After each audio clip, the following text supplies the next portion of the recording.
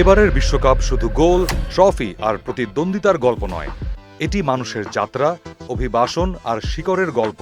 একটি সাম্প্রতিক গবেষণায় দেখা গেছে, এবারের টুর্নামেন্টে অংশ নেওয়া হাজারেরও বেশি ফুটবলারের মধ্যে উল্লেখযোগ্য সংখ্যক খেলোয়াড় এমন দেশের জার্সি গায়ে তুলেছেন যেখানে তাদের জন্মই হয়নি। আবার অনেকের পারিবারিক ইতিহাস ছড়িয়ে আছে একাধিক দেশে। অর্থাৎ আধুনিক ফুটবলে পরিচয়ের সংজ্ঞা এখন জন্মস্থান নয়, বরং শিকড়, পরিবার আর নিজের সিদ্ধান্ত।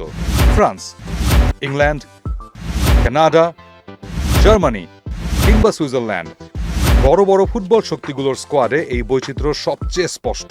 এমনকি বর্তমান বিশ্ব চ্যাম্পিয়ন আর্জেন্টিনার দলে হুলিয়ান আলভারেজ, রদ্রিগো ডি পল ও জিওভানি লো সেলসোর মতো খেলোয়াড়দের ইতালীয় বংশসূত্র রয়েছে। অন্যদিকে লিওনেল মেসির পরিবারও ১৯বিংশ শতাব্দীতে ইতালি থেকে আর্জেন্টিনায় অভিবাসন করেছিলেন। ফুটবল তাই আজ শুধু একটি দেশের নয়,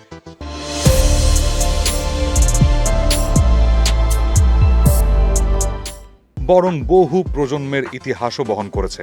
এই বাস্তবতা বাংলাদেশের জন্য একটি গুরুত্বপূর্ণ বার্তা বহন করে। বিশ্ব ফুটবলের সঙ্গে তাল মিলিয়ে বাংলাদেশও ধীরে ধীরে প্রবাসী ও বংশোদ্ভূত ফুটবলারদের জাতীয় দলে যুক্ত করেছে।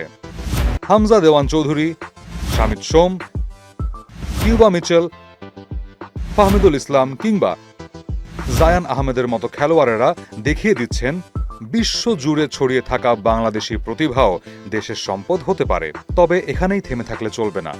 শুধু একজন দুজন নয়, দীর্ঘমেয়াদী পরিকল্পনা নিয়ে বিশ্ব জুড়ে বাংলাদেশি বংশোদ্ভূত ফুটবলারদের খুঁজে বের করার জন্য একটি শক্তিশালী স্কাউটিং নেটওয়ার্ক গড়ে তোলা জরুরি। একই সঙ্গে দেশের ঘরোয়া ফুটবলকেও আরও শক্তিশালী করতে হবে, যাতে স্থানীয় প্রতিভা এবং ডায়াসপোরা দুই ধারার সমন্বয়ে তৈরি হয় একটি প্রতিযোগিতামূলক জাতীয় দল। আজকের ফুটবল আমাদের একটা বিষয় স্পষ্ট করে দিয়েছে: প্রতিভার কোনো পাসপোর্ট নেই। সঠিক পরিকল্পনা, দক্ষ ব্যবস্থাপনা আর দূরদর্শী সিদ্ধান্ত থাকলে বাংলাদেশও একদিন বিশ্ব মঞ্চে নিজের জায়গা তৈরি করতে পারে। হয়তো সেই স্বপ্ন আজ দূরের, কিন্তু আর অবাস্তব নয়। রেডিও ভূমি ৯২.৮ FM